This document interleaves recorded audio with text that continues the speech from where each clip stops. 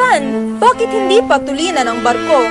Sasadsad tayo sa bukirang iyan, Doña Victorine.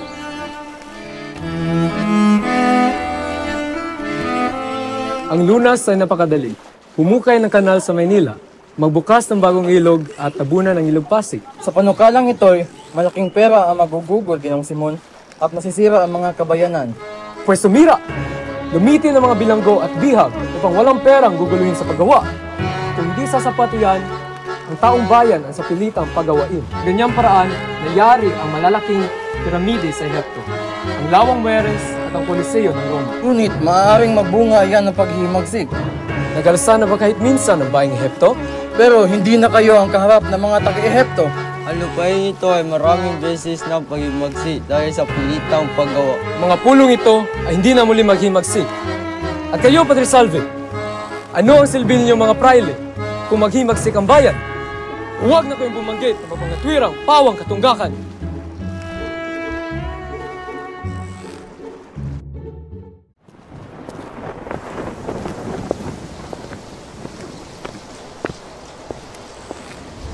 Itiyak kong hindi may sa katuparan ng Akademya ng Wikang Kastila.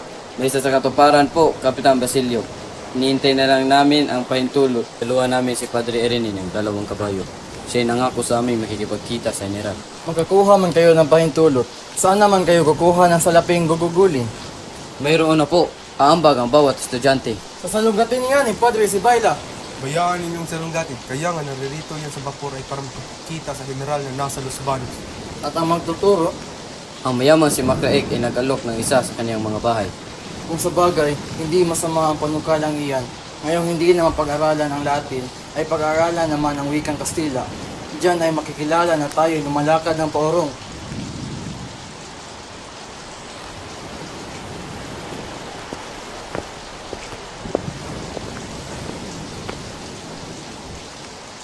Ano ang buhay sa inyong lalawigan? Yun niyo ba alam ang bayan namin? Paano ko malaman ang lugar na hindi ko naman napuntahan?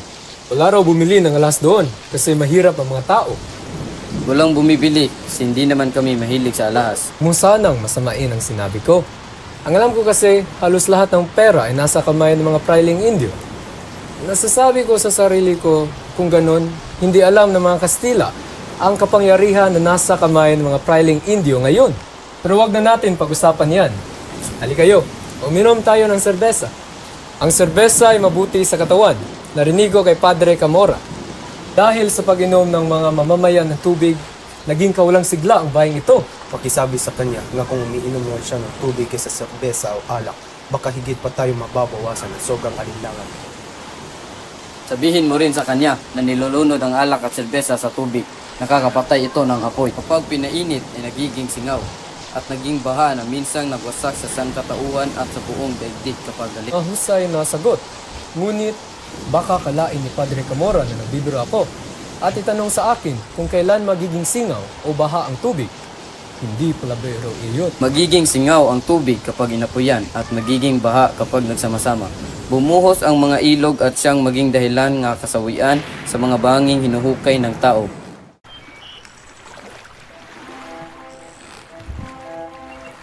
Saan ba kayo galing? Hindi niyo nakita ang bahaging pinakamainam sa paglalakbay. Marami na akong nakitang mga ilog na may magagandang tanawin. Ang hinahanap ko ay isang alamat. Sa alamat ay maroon ng pasig. Nariyan ang malapad na bato manoy pinitirahan ng mga espiritu. May isa pa ang alamat nga tungkol kay Doña Jeronima na alam ni Padre Sibayla.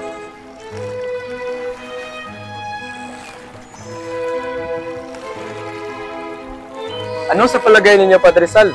Hindi ba mabuti kung sa Beaterio na lamang siya itinulong, gaya ng Santa Cruz sa halip sa kanyang tagong lugar? Wala namang kabulang iyan. Huwag niyang kaligtaan ang pinakamaganda sapagkat ang totoong milagro ng San Nicolas.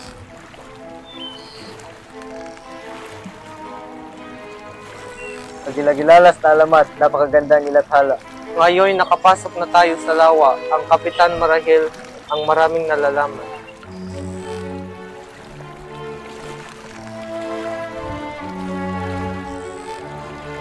Kapitan, alam ba ninyo kung saan dako ng lawa napatay ang isang nangangalang Gobera, Novara o Ibarra? Saan nga ba, Kapitan? May naiwang kanyang baka sa tubig. Tumingin kayo roon. Ano ang nangyayari sa inyo, Ginoong Simon? Ikaw pa naman ang sanay na sanay sa paglalakbay. Ikaw pa ba ang malulusaw lawang ito? Itay, dahil sa pagpupunyagi ko, malapit na natin marating ang mga pangarap natin. Hay, sa wakas. Tama ka, anak. Kung may pagtsatsaga, may magandang resulta. Sabi nga, Sayang nga lang, at wala naman ang aking mag-ina upang saksihan ang matatamasang nating tagumpay. hay anak, hindi mo dapat masyadong isipin ang pagkamatay nila. Ang importante ay napakami ni Huli pa sa iyo. Maraming salamat, Ama. Siya na pala, may dumating kanina mga relihiyoso na sinami sila na pamaarit ng mga lupain na ito. Ganon ba? Ano naman ang mga pagkasunduan niyo? Nakasundo sila na ako magbabayad ng 20 piso at 30 piso kada taon bilang upa sa kanilang lupa. Hay nako! Maaring mo nalalaman mo sila, pasensyahin, sa pakat na kung malalaban mo sila sa hukman, malaki kang magagastos. Isipin mo na lamang na wala ng 3 pesos mo sa sugal. Sa kaya nahugal sa tubig at kaniyan ng buwaya. Sobra talaga ang mga praile yan! O anak, anong nangyari? Paano ang mga praile na gusto ako silingin ng 50 piso kada taon sa halip na 30 piso na nakasunduan? Sobra talaga! Pasensya ka na. Iisipin mo na lang na parang na dumating ang mga kapag-anak ng mga buwaya. Ngunit paano ako makapag-aral sa Maynila? Wala naman akong magandang damit. Hayaan mo na susunod na taon ay makakasuot na rin ng mga mahabang na bastida. Hindi pwede! Kailangan ko magawa ng paraan. Hindi sapat mag-isip kung ano-ano. Anak, magpasensya ka hanggang kaya mo. Huwag kang sumuko sa basta-basta. Pero itay, kukunin ng lahat mayroon tayo kapag hindi ako nagbabayad. Ano nang balak mong gawin? Magre-rebelde ako! Anak, maghunos dili ka! Anak tayong walang saplot sa katawan, itay. At kapag tayo'y namatay, pabalik tayo sa pagiging abo.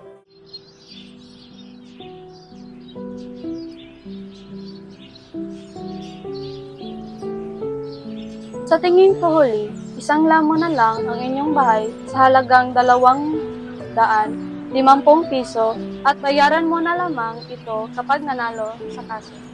Ngunit hindi ko po ito maaaring gawin. Iyan lamang po ang natitirang pag-aari namin.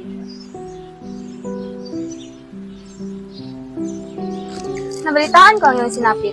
Papautangin kita sa isang kondisyon. Maraming salamat po. Lahat ang aking gagawin para sa aking ama. Magbibihan ka bilang katulong sa akin. Po! Sige po, pumapayag na po ako. Magaling! Bukas ang umaga ay magsisimula ka na. Maliwanag ba? Opo, maraming salamat po.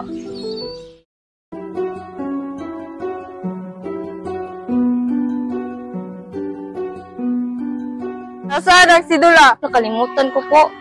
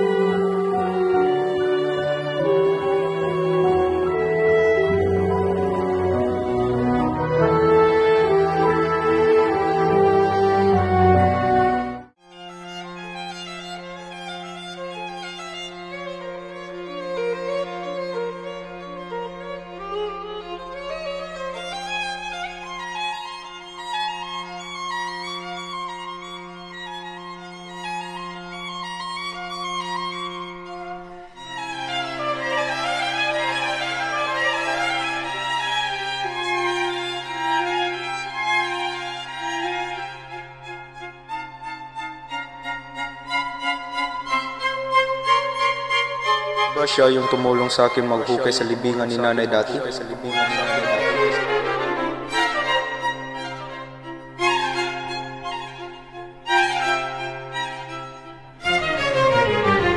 May maitutulong ba ako sa iyo, Ginoo? At sinan mo ko sa palagay mo? Kumuha kayo ng malaking tulong sa akin. 13 taon na ang nakalipas, Ginoo. At sinan mo ko sa palagay mo? Isang tao na akala ng lahat, maliban sa akin, ay patay na. Basilio, mayroon kang lihim na maaaring makasakit sa akin. Pero hindi kita pipigilan ng permanente dahil pareho tayong lumalaban sa kawalang katarungan sa lipunan. Ang ating mga karanasan at hinakit ay nag-uugnay sa atin. Kahit na may tukso, naalisin ka para sa aking sariling kaligtasan. Oo, dumating ako 13 taon na nakalipas. May sakit at dukha para magbigay galang sa isang dakilang kaluluwa na handang mamatay para sa akin. Biktima ng masamang sistema, naglakbay ako at nagtrabaho para mag-ipon ng kayamanan at isa katuparan ng plano.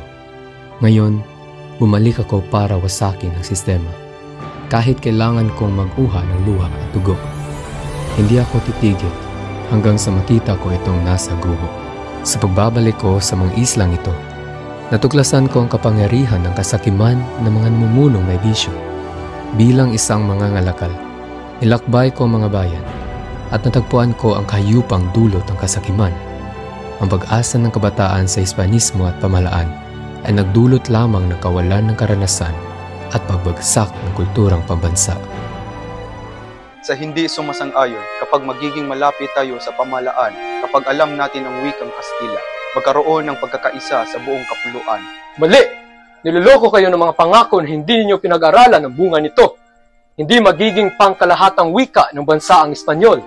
Hindi ito naayon sa damdamin ng mga tao. Ang pagsuporta sa Kastila ay nagdadala ng panganib sa orihinalidad at kalayaan. Karamihan sa inyo ay nagtatraidor sa inyong bayan. Ang wika ay mahalaga para sa kalayaan at pagkakakilanlan ng bayan. Nakita ko ang kilusan at naintindihan ko na ilan sa mga kabataan ay hindi sinasadyang nagdudulot ng pinsala. Sana ay maipakilala ko ang aking sarili at itama ang kanilang maling pag-iisip. Ngunit ang aking reputasyon ay maaaring magdudulot ng maling pag-unawa. Gaano ko nais lapitan sila, lalo na si Makaraig at Isagani. Natawad kita, Basilio, kahit may panganib na pagtataksil. Hangad ko ang pagbuwag sa sistema mula sa loob at kailangan ko ang tulong sa laban. Ako ang hukom na magpaparusa sa sistemang lipunan, sa kanyang sariling mga pagkakasala.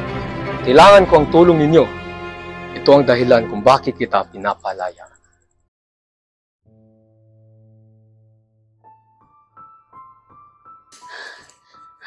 Ang kababalagan ng Birhen!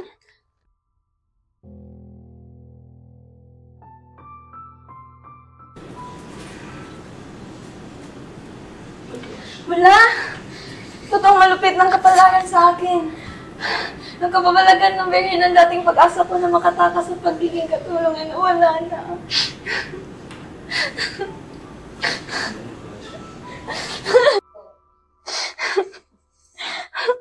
Marahil dapat ko nang kalimutan si Basilio. Dahil isang taong may mataas na edukasyon tulad niya ay malamang na hindi matutupad ang pangakong kasal sa isang katulad ko lang ng katulong.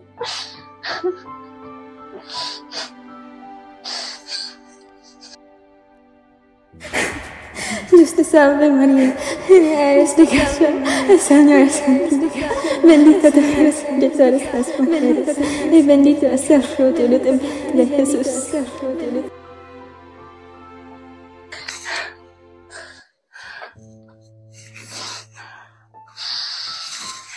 Malapit na akong umalis.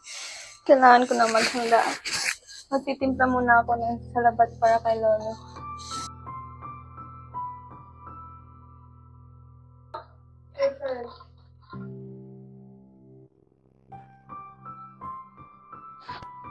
Mano po, Lolo. Mamaya ay aalis na po ako. Apo, ingatan mo ang sarili mo. Palagi mong tandaan na mahal kita.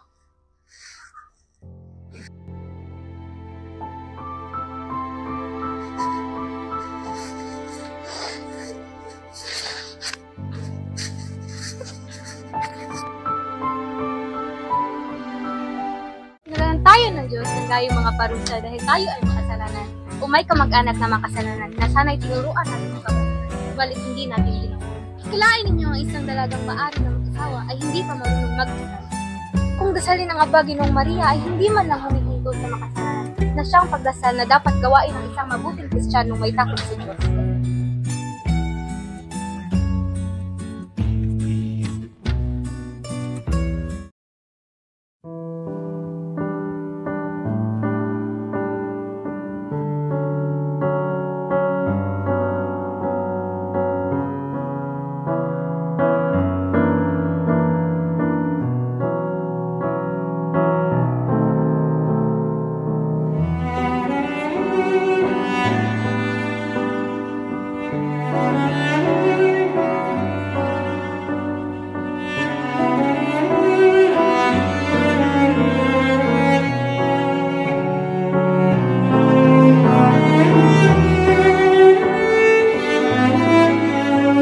Wala ka bang gustong ipagbili sa akin, Ginoo? Hindi na po. Ipinabili ng mga lahat ng mga anak ko yung mga magandang alahas namin. Pati na rin ba yung relikaryo ni Maria Clara? May brilyante at esmeralda yun? Ito na nga yung anggots niya. Yung sinuot niya dati sa piyesta sa San Diego. Nagustuhan ko ang disenyo. Ipagbili mo ba ito sa 500 piso o ipalit sa ibang alahas? 500 piso?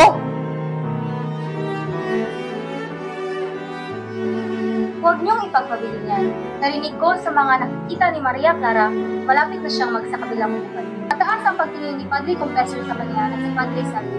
Mamatay siyang isang santa. Ayun siguro ang dahilan kung bakit hindi yan ipinagpabili. Kung makapahintay kayo, punta muna ako sa bayan at paalam sa anak ko.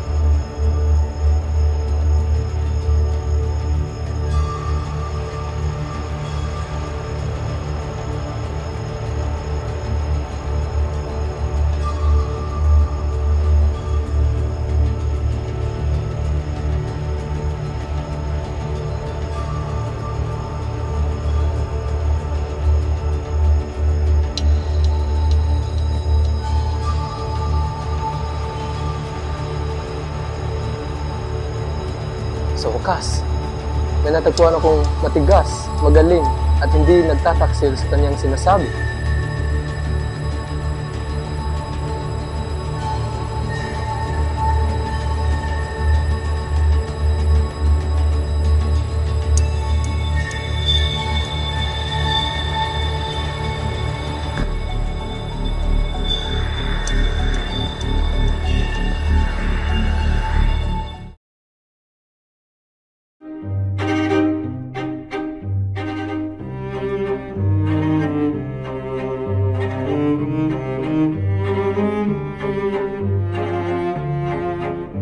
Ang mga general ay pwede kung ano-ano lang ang itataya. Paano naman kami mga praile?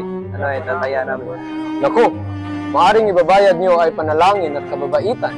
Hindi katulad ng brilyante na palaging nahahawakan ng iba ang kababaitan. Kung ganun, babayaran mo na lang ng mga pangako. Sa kabila, kalimutan mo ng 5 araw ang kahirapan.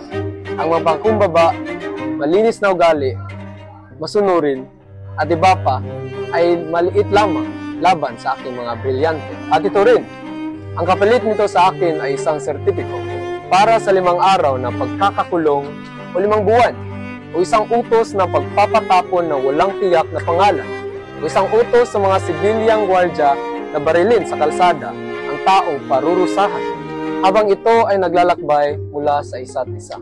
Ano ang mapapala mo rito? Nais ko lamang pauwiin ang may masamang konsensya.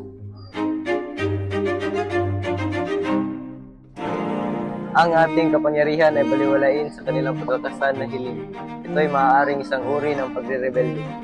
Kilos ay sinimula ng mga batang lalaki na naghahanap ng pagbabago sa ating lipunan. Isa sa kanila ay ang binatang lalaking nagngangalang Isagani. pamangkin ni Padre Florentino. Yung bata na yan ay isa sa pinakapaborito kong estudyante. Siya talaga ang paborito mo? Napakawalang galang kaya ng batang yun. Nung itinulak ko, aba, tinulak rin ako. Ay isa pa, nakalimutan ko ang pangalan niya. Marapaig? Makaraig pala. Si Makaraig, natuwa ako sa batang yan. Magalang ang batang yun. Mayaman rin yun. Mayroon din iba, sa estudyante sa medisina, si Basilio.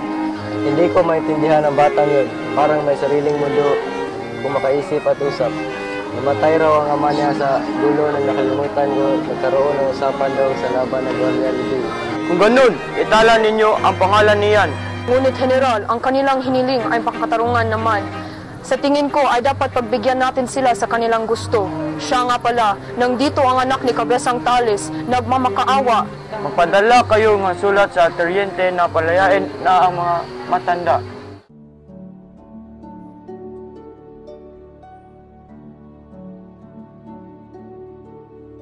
Magandang umaga sa inyong lahat.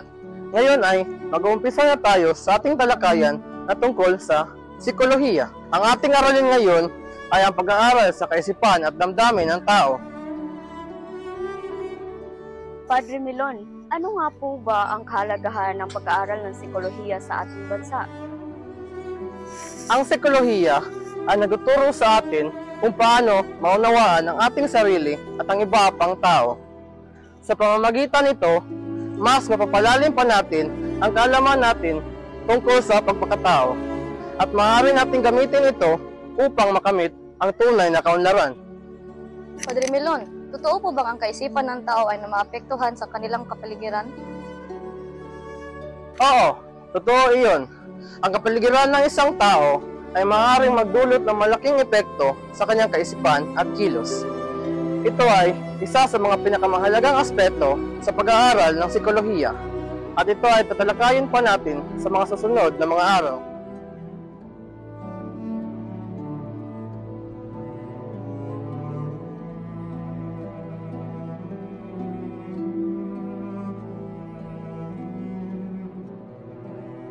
Paalala natin na pagtuturo ng wikang Espanyol ay maaari nang gawin sa gabi. Ito ay maaaring magdulot ng kalokohan at idemisyon ng ating reputasyon sa ating universidad. Hindi masira. Kailangan sumangayon ang universidad sa mga gusto ng mag-aaral. Kung totoo man yun, ano ang ibig sabihin para sa universidad? Hadlang ba ito sa pag-angat? Ingat mga Ginoo, alam niyo na hindi ako praile at moderno naman ang mga prinsipyo ko. Ngunit dapat natin aminin na kung ano ang kaisisa talaga. Ang mga praile ang siyang sumikap sa paralan ng Artes y Officios. Ngayon, wala pa tayong masamang balita, ay hindi na rin tayo mag-isip ng masama. Huwag tayong mawawala ng pag-asa dahil nagsimula ng pagbabago ng gusto natin. May masayang balita ako mga kaibigan. Nakausap ko si Padre Irene kanina at sangayo siya sa gusto natin. Pinaglaban niya talaga sa ibang praile. Paubayan na daw sa isang pamunuan na si Don Custodio ang desisyon. Pero ang bagay kaya niyang kumilos. Kaya nga, pero ipinangako ra ni Don Custodio na ipapahayag niya ang desisyon sa loob ng buwan na ito. Kailangan natin ipamungkahi kay Ginoong Pasta at sa isang babae na si Pepper para kumbinsihin si Don Custodio na ituparin ang petesyon niya. Ako na lang ang makikipag-usap kay Ginoong Pasta.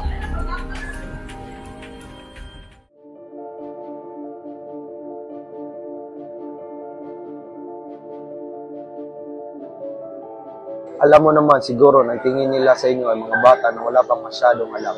Masamang palagay yun at masamang simulan nyo. Tingnan mo ang nangyari sa mga kagaya nyo sa Madrid na madami hiniling pagbabago. Pinanglan silang pilibustero at hindi na makauwi dito. May ibang dahilan kung bakit hindi tinupad ang isang matinong pamalaan na hindi makinig sa hinihiling ng isang bayan. Naintindihan ko po kayo, hindi lubos ang wasto ang pamahalaan kolonyal at sa kanilang mga establishmento at umaasa sa mga pag-aakala. Mas mabuti siguro ipaubayan ninyo yan sa pamalaan. Bigyan nyo ng panahon, mag-aral na lang kayo ng lubasan. Bakit kasi kayo pumasok sa ganitong gulo? Alam nyo naman ang wikang Kastila, ba't gusto nyo ituro pa sa iba? Tinuruan kasi ako para mag-alala para sa iba, kagaya ng pag-alala ko sa sarili ko.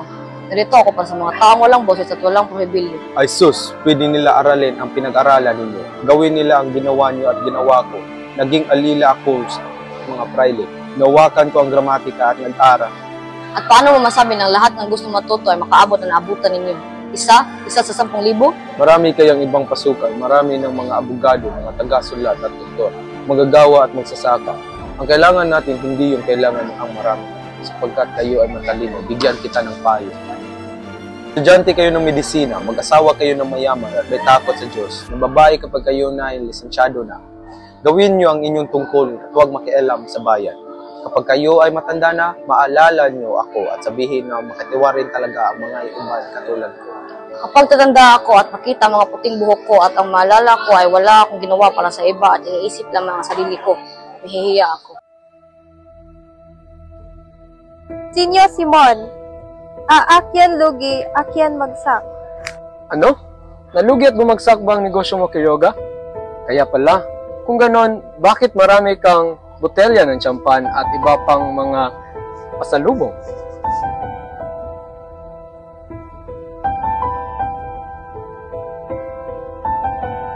Binigay ko ang pulsera sa isang maganda at kabibighaning babaeng kaibigan ng isang makapangyarihang lalaki. At may utang pa yan na hindi binabayaran. Ay, nakakainis. Kailangan ko pa naman ng pera at inasahan kong mababayaran mo ako. Ngunit walang problema. Hindi ko naman gustong mabagsakan kayo dahil sa maliit na halagang iyan. Kaya't sa halip, gawin kong 7 ang utang ninyong 9,000 piso. Kailangan ko lang ay pasok ang ilang kahon ng baril na dumating ngayong gabi. Gusto ko itong itago sa inyong tindahan. Hindi kasya sa aking bahay ang mga ito. Huwag kayong matakot. Hindi kayo mananagot. Ang mga armas na ito ay itatago sa iba't ibang bahay na natin. Pagkatapos ay maggagawa ng magsisiyasan at marami ang ibibilang. Marami tayong kikitain sa paglalakad na makawala ang mga napipili.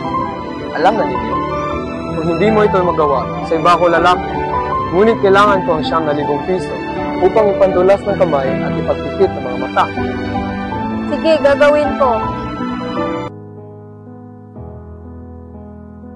Ipingako ko sa iyong ama na alagaan at turuan ka maging abogado. Ginawa ko ang lahat para makapag-aral ka. Ano kaya ang sasabihin niya kung magkita kami sa kabilang buhay? Anong maaari kong makuha bilang isang abogado? Ano ang mangyayari sa iyo? Tawagin kang pilibustero at ipapatay ka. Kailangan mo magtiis at magpakumbaba. Hindi lamang kaunti ang aking pagtitiis, Ina. Marami ng buwan ang aking pinagdaanan. Hihingi ako ng tulong sa abogado ng mga Agustino upang mabawasan ang galit ng mga Dominikano sa iyo. Tatalon muna ako sa dagat bago ako bumalik sa universidad at mag-aral ulit.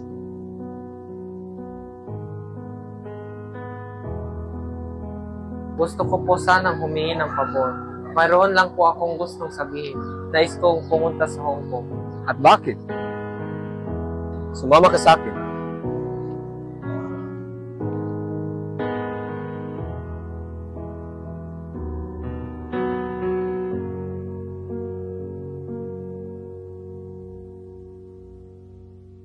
Ginoo, Nariyan na bang pulbura? nasa mga sako, hinihintay ko na lang ang mga bombong. Ang mga bomba? Nakahanda na lahat, Ginoo. Mabuti naman. Lumakad ka ngayong gabi at kausapin mo, Teniente at Kabo. Sa lamay makikita ninyo ang isang tao na nasa bangka. Sabihin ninyo ang kabesa at sasagot siya ng talos. Kailangan namin siya dito bukas. Bakit po? Hindi pa handa ang mga rabal. Mayroon po bang bagong mangyayari? Ang mga rabal ay hindi na kailangan. Sapat na ang mga tauhan ni Kabesa Talos. Kasama mga naging karabinero at isang rehimyento. Kung ipagpaliban pa, maaring patay na si Maria Clara.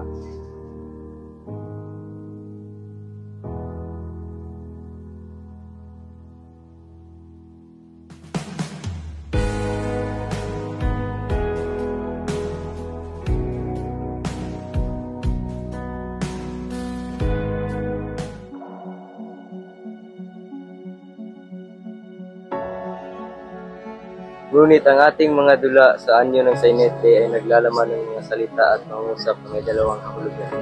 Nasa wikang Kastila naman, mga balistugan sa wikang Pranses. Kayo'y mga tao, Benzaib, sa ngalan ng Diyos, nasa wikang Pranses. Hindi dapat ganyan.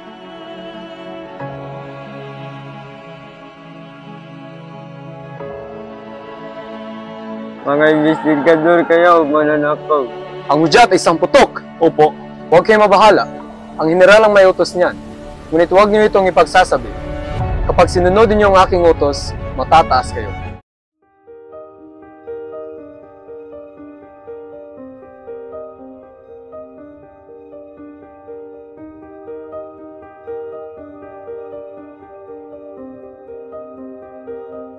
Ang aking kalapati, ang inyong sulat ay dumating ng muli.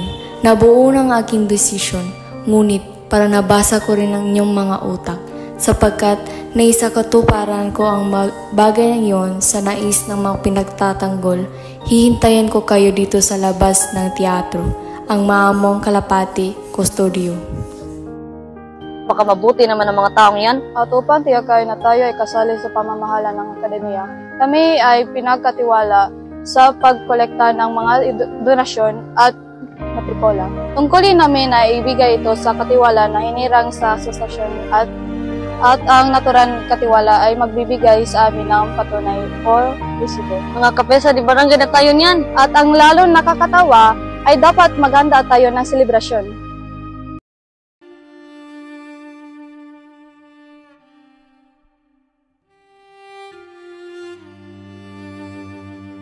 Kamusta ang may sakit? Ang buong katawan nakalatan ng lasong akyat. Bukas o makalawa ay maaaring mamatay. Siyang sulak ng kalooban ay maaaring makamatay sa kanya. Katulad ng Pilipinas! Loob ng 1 oras, mag-uumpisa na ang rebelyon sa pamamagitan ng aking signal. Bukas, wala nang pag-aaral, wala lang universidad. Wala nang makikita kundi karahasan. Ako'y handang-handa at tiwala akong magtatagumpay. Kapag kami ay nagtatagumpay, ang lahat ng taong hindi sumuporta sa amin, kahit may kakayahang silang tumulong, ay ituturing naming kalaban. Basilio, narito ako para ipagkaloob sa iyo ng 2 bagay, ang iyong kamatayan o ang iyong kinabukasan. Ang aking kamatayan o kinabukasan. Sa pamalaan ka ba o sa amin? Magpasalamat ka at humingi ng panahon. Narito ako para iligtas ka. Ano ang dapat ko gawin? Isang bagay na napakasimple. Bilang isang tagapagmahala ng kilusan, hindi ko pababayaan anumang laban. Sa iba't ibang lugar o syudad, ikaw ay magiging pangkat. Gibain ninyo ang pinto ng Santa Clara at kunin mo roon ang isang tao na kilala mo. Maliban sa akin at kay Kapitan Tiago, hindi ka makalalagay sa panganib. Santa Clara, gusto kong iligtas siya. Kaya ako bumalik at nananais na mabuhay. Hangad ko ang himagsikan dahil ito lamang ang makakapagbukas sa akin ng mga pintuan ng kumbento. Ay, nahuli na kayo. Huling-huli na. Ano bakit? Namatay na si Maria Clara. Di yan totoo! Buhay si Maria Clara! Bukas, iligtas ko siya! Siya ay nagkasakit at lagi akong nagdadalaw sa kumbento para magtanong. Narito ang sulat ni Padre Salve kay Padre Enrique. Si Kapitan Tiago ay magdamag na umiiyak, umahalik at hinihingi ng tawad sa larawan ng kanyang anak hanggang sa umaabot ng sobrang pagkikit ng apoy. Kaninang hapon, pinagtog ang kampana para sa kanya. Patay na! Hindi ko na malaman, nakita na hindi lamang ako yung nabubuhay ng dahil sa kanya. Namatay na nagtitiis!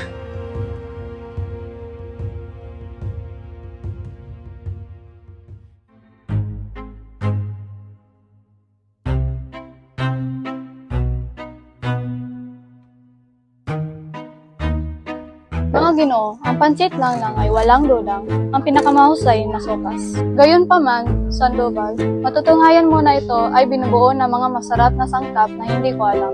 Bilang unang bunga, bigyan natin ng mga buto si Don Custodio upang makita kung makakaroon siya ng mukaya dito. Kung malaman niya, siya palapit, masarap pala siya. Anong pangalan na iyon? Pansit lang o Chinese pansit. Ang hirap naman tanda ng pangalan na iyon. Bilang pagpaparangal kay Don Custodio, ay tatawagin natin Rektong Supas. Baliw, hindi ko makain ng baboy si Padre Rene. Maliban kung ito ay tatabon niya. E di tataboy niya. Ang ikatlong putahe ay lobster pie. Sa mga praile yan, para sa kapakanan ng mga lobster, tawagin natin ng pastel fry.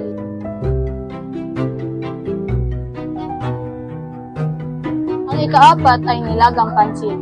Iaalay natin ito sa ating gobyerno sa ating bayan. May nakikinig sa atin. Ano? Wala nang silbi. Umalis na siya.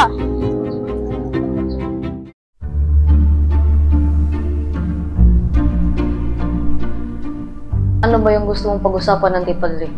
Ginoong Isagani, lagi kong sinasabi na gusto ko ang mga lalaking mahusay ng salita at hindi pareho sa iba ng iniisip. Narinig ko ang usapan ninyo kagabi. Huwag ka nang humingi ng Hindi po ako pasensya. humingi ng pasensya. Mabuti naman.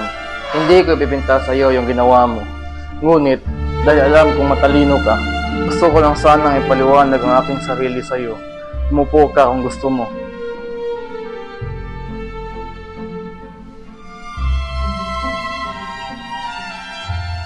Mula nung nagtago kayo sa likod ng gobyerno, kailangan na ng mga mag-aral lumaling dito. Hindi ako gobyerno, kaya wala akong masabi dyan. Ano ang magawa namin sa mga limitasyon namin? Masang-ayon kayo sa kalayaan ng edukasyon. Hinihingi nyo na magpakamatay ako. Kung ganun, manghingi kayo ng iba, yung hindi gaanong kalaki. Sige, mas mabuti ang mga estudyante ko, mga profesor ay magiging mabuti at patas sa amin. Sige ka, kung hindi ka papasok, maaaring mamatay si Basilio. Mabalitaan mo na lang na may bumaril na sa kanya. At kapag namatay siya, may darating na panagutan na galing sa kanya.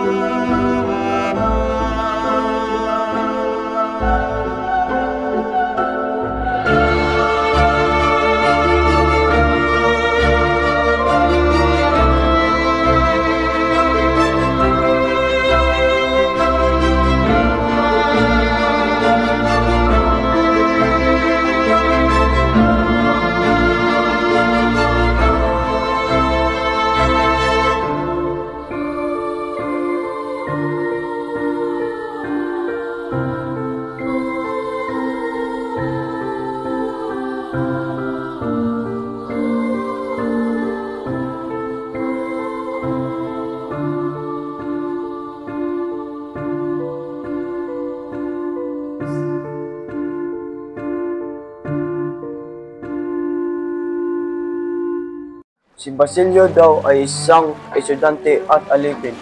Di siya dapat kawalan. Pasensya na po, Kapitan. Ngunit sabi ng kanyang guro, isa siya sa mga mabuting estudyante ng medisina. Kailangan na lang ng 1 taon ng pag-aaral at tapos na siya. Nakakapanghinayang po talaga. Mabuti nang manatili siya nakakulong. Nadadag nga lang ng 1 taon sa kanyang paaralan para mas maging mahusay na doktor at hindi masabing wala pakialam ako sa bansa. Pero siya ang pinaka-inosente sa lahat. At ang hawak ng libro ay para sa medisina na isinulat ng mga Kastila at wala siya sa kainan at wala siyang ginawa. Ito ay makatulong pa para maging babala sa iba. Tamang pamalan nito, isakripisyo ang isa para sa lahat. Sa aking hagban na ito, ayusin ko ang magkakamali na ating mga opisyal at iba pa. Pero Kapitan, hindi po ba kayo natatakot na sisihin ng iba? Bakit ako matatakot? May kapangyarihan naman ako, di ba? Hindi ako madala sa mga kote ng isang alipin. At pinakamahalaga sa akin ang pasensya at wala akong pakialam sa opinyon ng iba. Hindi po ito importante. Nandyan ka dahil sa Espanya, kaya't mas lalong binibigyan mo ng mabuting pagtrato ang mga Pilipino para hindi sila magalit sa Espanya. Pinangako mo nung dumating ka rito na mamamahala ka ng mabuti at tama. Ako ay bibitiw na sa aking pwesto at babalik na sa Espanya.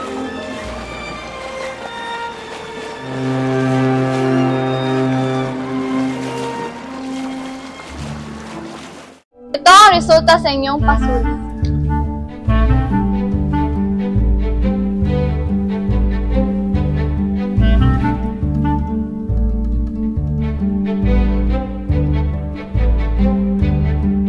Kasi naman eh. Hay nako, okay lang yan.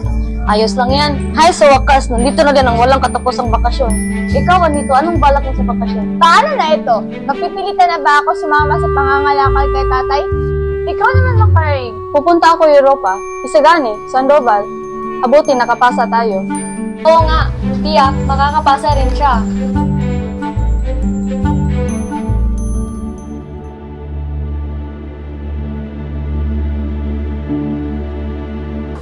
Basilio, may bisita ka. Ginoo, mayroon po akong dalang bagong balita. Ano yun, Sinong? Balita po galing sa Tiani. Tungkol saan? Sinahuli at Tandang Silo po. Si Tandang Silo po'y nawawala. Ano? Kailan pa? Ano nangyari? Si Huli? Si Huli po. No, bakit? Ano nangyari? Si Huli. Patay na po siya. Patay na si Huli.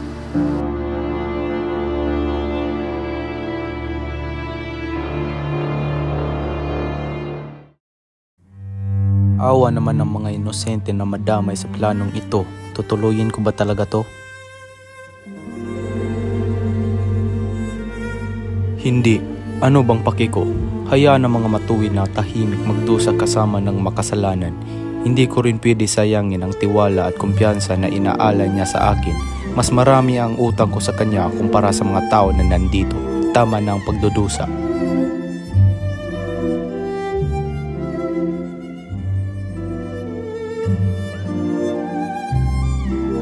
Hanggat hindi pa siya lumabas, wala pang panganib, hindi pa naman dumating ang Kapitan General.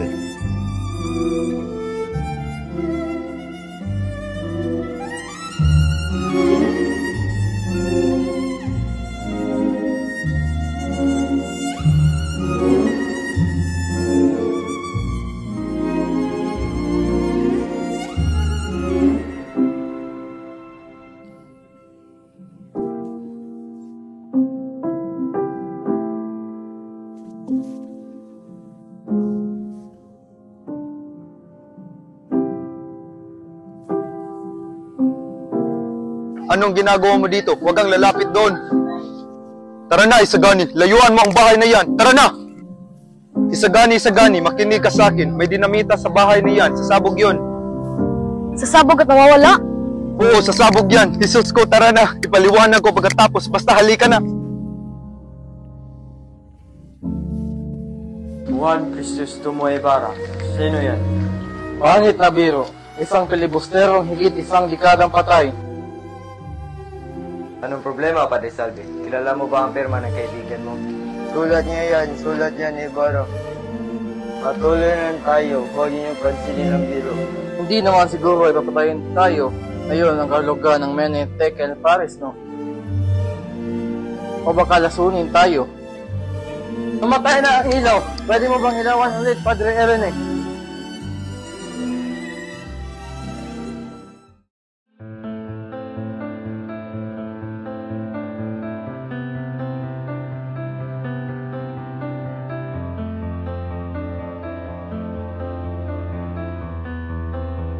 Pasensya na, Ginoo, hindi pinayagan ni Litate ang inyong payagan sapagkat ayaw ng Kapitan General na may lobas na kahit anong balita ukol sa nangyari sa nakaraang gabi ng kasalan. Hindi maaari. Ang ganong dahilan ay may tulad sa pagpatay sa isang anak na maganda at matapang na dalaga. Ang gayong karamihan, paghihirap ay hindi pwedeng walang pala sa Diyos. Ang mga tulisan ay nahuli at sinabi na ang may pakana ng lahat ay isang lalaking kamukha ni Simon sa kanilang pagkakalarawan. Kailangan mahanap ng mga aalahas si Simon. Siya ang may pakunwi sa mga kaguluhan nito.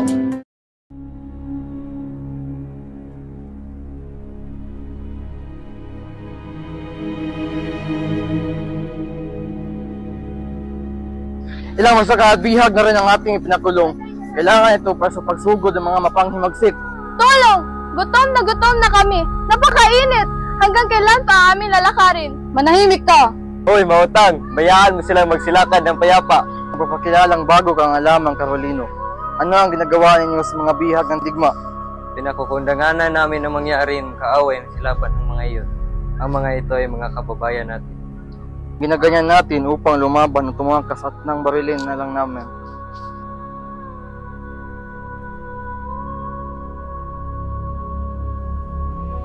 Alto! Ang mga bilagong Fiego!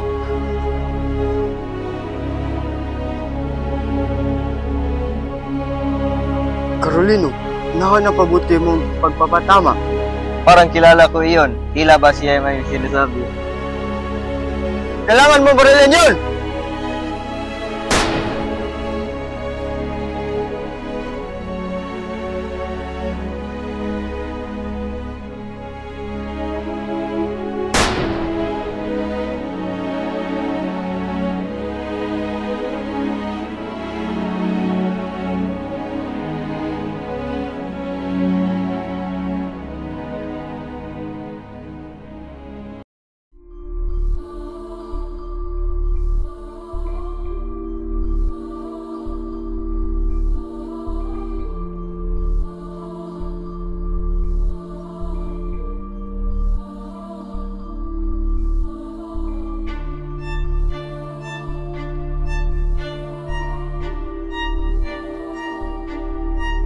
Victory na kaya bakya ako patiin?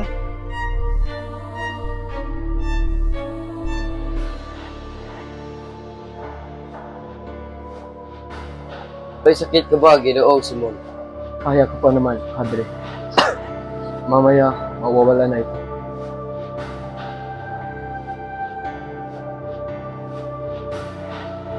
Sus ko!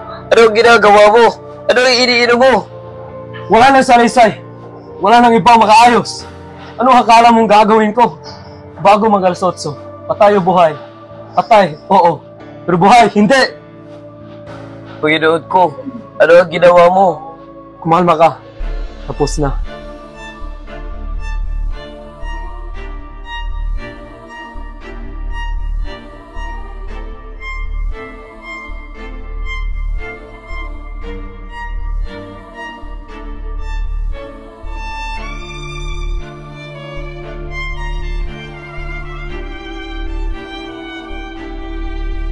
Sana paggabayin ka ng kalikasan kung nasaan ang kanyang mga perlas at korales ng kanyang karagatan na walang hanggan.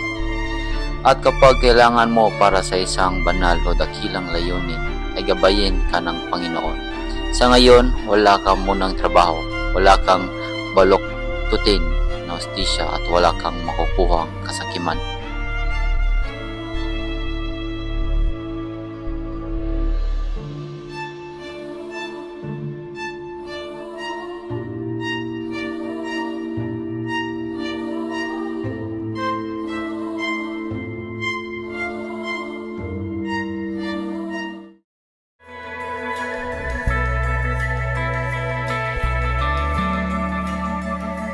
Let it go,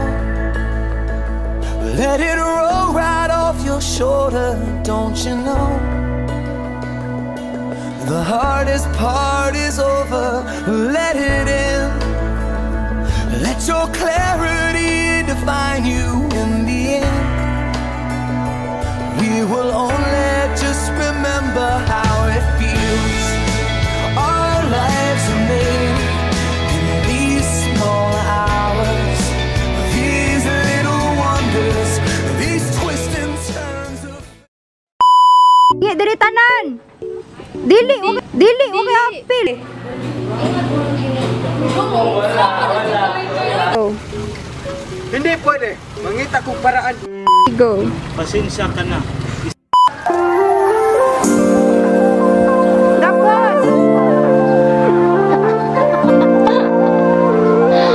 Go. Carolino, mahal ang pagbuti. Go. Kailangan mo marilin yun. Go.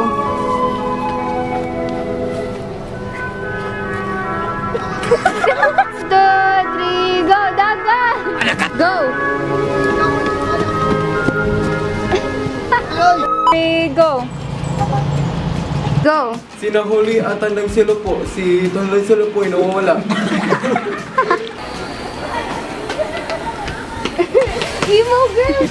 Oh, nasa yung sarili mo.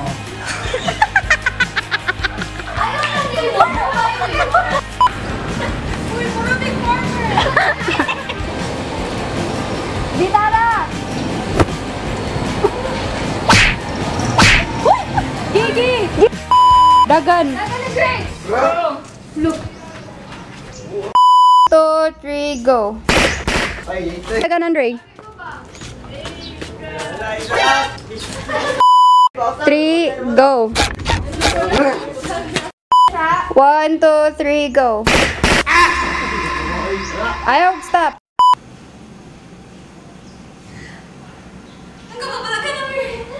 Go!